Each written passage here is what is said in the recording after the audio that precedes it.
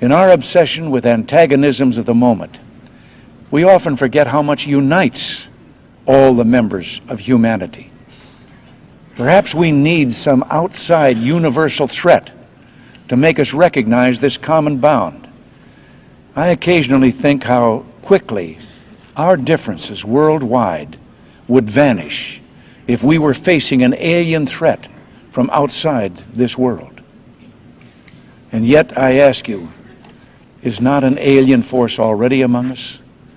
What could be more alien to the universal aspirations of our peoples than war and the threat of war?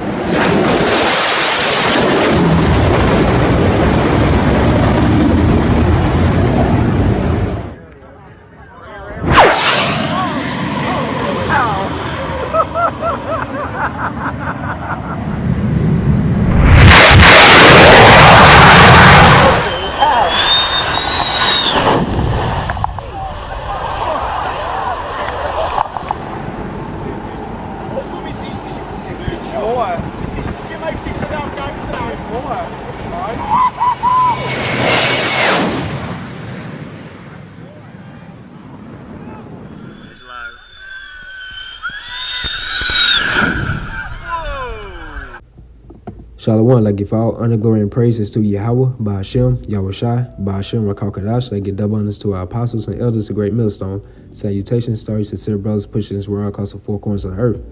This lesson is entitled, Esau Really Thinks He's Ready for Yahawashi and the Chariots. Because these elites, starting with the Edomite nation, who are the so-called Caucasians today, they feel like in their spirit that their empire is coming to an end, which is true.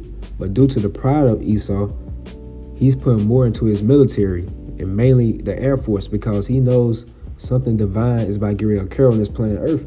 He knows about Yahawashi coming back with a host of angels, which the common people call the UFOs, but we call the chariots of the Most High, or the chariots of Yahweh Ba'ashem Yahawashi. So he feels like by putting more into his military and his different aircrafts, that he's going to be able to overcome and subdue Yahweh Ba'ashem Yahawashi. But that's not going to be the case. So this is 2nd Ezra, the 13th chapter, and the 1st verse. And it came to pass after 7 days, I dreamed a dream by night. And this is our forefather Ezra speaking. And lo, there arose a wind from the sea, that it moved all the ways thereof. And I beheld, and lo, that man waxed strong with the thousands of heaven. And that man is referring to Yahawashi, our Lord and Savior of the nation of Israel. And it says that man waxed strong with the thousands of heaven. That's going to the Lord of hosts, the Lord of armies, the Lord of Sabaoth. It's going to be an innumerable multitude of angels along with Yahawashi when he comes back to reinforce things back on this planet Earth. And when he turned his countenance to look, all the things trembled that were seen under him. So all these people going to be so afraid. They're going to be in distress and grief because they're not expecting to see a so-called black man coming back with multitudes of chariots as well. So 2/3 of the nation of Israel, which consists of your so-called Negroes, Latinos, Hispanics, and Native Americans today, they're going to be caught up into that too, because they are following the fashion of this world. They are following the ways of Esau and these other nations. They are making America, and wherever they are in their captivity, their continuous city. So they're not looking forward to Yahawashi coming back and to redeem them. So they're going to be trembling. And these other nations are going to be trembling as well, because they expect a so-called white man coming back to save this earth. So it's going to be total distress on all these people's faces, except for the elect of the nation of Israel. Verse 4, and whensoever the voice went out of his mouth, all they burned that heard his voice, like as the earth fell it when it filleth the fire. And that voice out of his mouth is going to those laser beams, that concentrated fire that's going to be coming out of these chariots. And it's going to be shooting those laser beams on people, turning them to powders of smoke and dust. Verse 5, and after this I beheld, and lo, there was gathered together a multitude of men out of number from the four winds of the heaven to subdue the man that came out of the sea. So in the midst of this, World War III would be happening over there in the so-called Middle East, known as Valley Jehoshaphat, what we call through the spirit and power of Yahweh Shah, the Valley of Yahawashi, meaning the Most High's judgment, where he's going to gather all these different nations and he's going to bring them over there to the so-called Middle East. That's going to the World War III. As it says in the book of Isaiah, that the Lord of hosts, he's going to muster the host of the battle. So all these other nations are going to be over there in the so-called Middle East, while Yahawashi and these angels are coming back. Verse 6, But I beheld, and lo, he had graved himself a great mountain and flew upon it.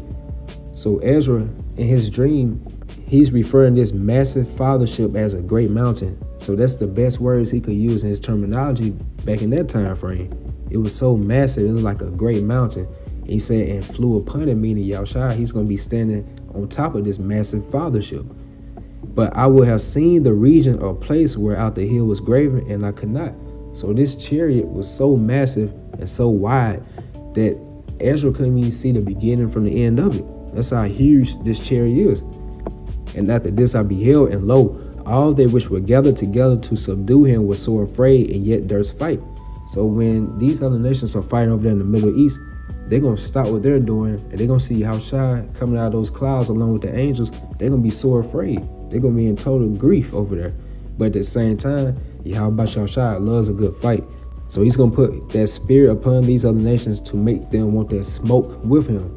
Just as he did Pharaoh back in ancient Egypt, he hardened his heart.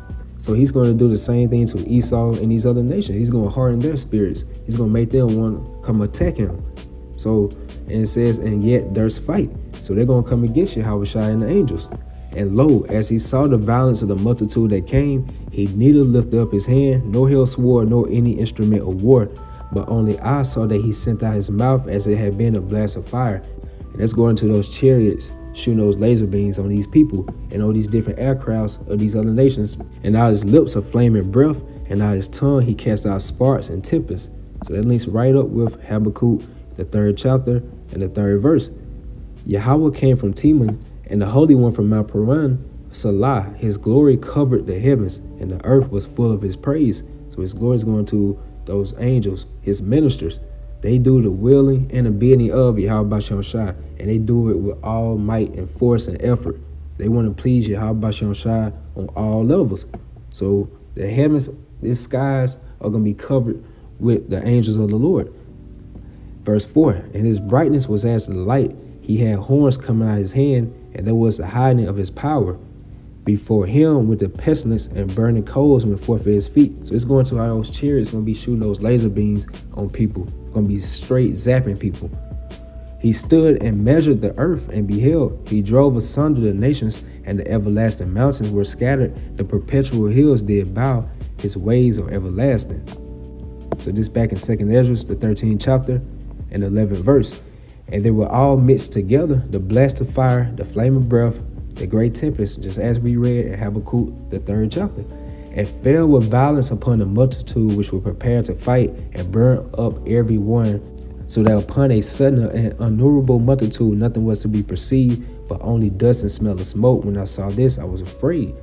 So just as you play games back in the day, Killer Instinct, Mortal Kombat, and you notice when you have a flawless victory that you haven't been touched, like your energy bar is still at the top, it's still filled up. That's how Yahawashi is going to be against these other nations. It's going to be a flawless victory. These different aircrafts, they're not going to be able to touch Yahawashi and the angels, because these different aircrafts, they are made or they are imitated just like the ways of the chariots and also the Most High's creations, the birds. So how you going to come against the creator of all things? So he's going to come out with flawless victory. Verse 12, afterwards saw I the same man come down from the mountain, and call unto him another peaceable multitude. So let's get Zechariah, the 5th chapter, in the 1st verse. Then I turned and lifted up my eyes, and looked, and behold, a flying roll, so a flying saucer. So these chariots are so spiritual that Yahawashi can allow them to have different shapes, sizes, and forms. So as right here, Zechariah in the spirit, he said he see a flying roll. So it's shaped like a roll. And he said unto me, what seest thou? And I answered, I see a flying roll. The length thereof is 20 cubits, and the breadth thereof 10 cubits. So it's different shapes, sizes, and forms. Then said he unto me, this is the curse that goeth forth over the face of the whole earth. So that curse or that misfortune is going to be to 2/3 of the nation of Israel that follow the ways of this world. They love this lifestyle. And it's also going to be that misfortune to the rest of these other nations, because they have no type of salvation. Only the elect of the nation of Israel. As it says in Wisdom of Solomon, the 5th chapter, they should be amazed at the strangeness of his salvation. So they not expecting to see a so-called black man coming back, and also along with some chariots. So majority of our people in these other nations, when they see chariots or they see these so-called UFO sightings on TV, They are programmed to think that those are so-called aliens with green men with big heads and things of that such. So that's why they're going to be amazed at the strangeness of his salvation. They're not expecting to see these type of things to occur, but through the spirit and power of Yahawashi, the hopefully elect can. For everyone that steal it should be cut off as on this side according to it, and everyone that swear it should be cut off as on that side according to it. And who's that main nation that stole everything on this planet Earth? That's going to these Edomites, known as the so-called Caucasian race today. Verse 4, I will bring it forth, said the Lord of hosts, and it shall enter into the house of the thief, and that's going to America, known as Babylon the Great. Look how this place was stolen. Anywhere that Esau dwells at is really considered as the house of the thief, but the main house of the thief is going to America. And into the house of him that sweareth falsely by my name, and it shall remain in the midst of his house, and shall consume it with the timber thereof and the stones thereof. And this is Revelation 19 chapter 11 verse. And I saw heaven open, and behold a white horse, and he that sat upon it was called Faithful and True, and in righteousness he do judge and make war. So this is Yahawashi on that massive fathership as we read in 2nd Ezra, the 13th chapter.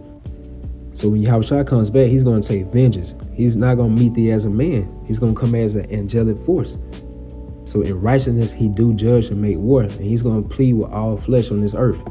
Verse 12, his eyes were as a flame of fire, and on his head were many crowns. So many crowns is symbolizing how all these other nations are in lead right now. Yahawashi is going to subdue all of them. So you have the so-called Chinese thinking they're going to be able to be the next power coming up as far as rulership. You have the Russians think they're going to be the next power coming up as far as rulership. And you already know these American Edomites think they're going to be able to stay in their rulership forever. No one is expecting a so-called black man from the nation of Israel coming back, and he's going to be the top king on this earth. And he had a name written that no man knew but he himself. And he was clothed with a vesture dipped in blood, and his name is called the Word of Yahweh. And the armies which were in heaven followed him upon white horses, clothed in fine linen, white and clean. That's going to the angels again. They ride along with Yahawashi, doing the bidding of Yahweh Ba'ashem Yahawashi. Verse 15, and out of his mouth goeth a sharp sword, that with it shall smite the nations, and he shall rule them with a rod of iron, and he treaded the winepress of the fierceness and wrath of the almighty power. So this is going to those chariots. When they coming back with force. So this is why UFO sightings are more into the news, and people are seeing more and more of them now, because this is going into Yahawashi's second debut. He's going to come back with that fierce and that force, and he's going to come back and redeem the elect of the nation Israel. He's going to condemn 2/3 of the nation Israel. He's going to consume these other nations as well. Yahawashi, when he comes back, he's going to get his true respect back as he deserves. And all nations are going to bow down to him, and our people as well. And the ones that don't, that's why he said, bring your hither and slay them before me. And Yahawashi, he's going to vindicate himself first and foremost, because look how this world has lied on his name. Look how they have lied on his characteristics, on what he stood for. And also he's going to vindicate his elect men of the nation of Israel, because look how, Lord willing, we are part of that number, how we've been treated here. So Esau really thinks that he's ready for Yahawashi and the chariots, but due to Esau's pride, Yahawashi just building it more and more so he can get his true respect once he subdue Esau and these other nations.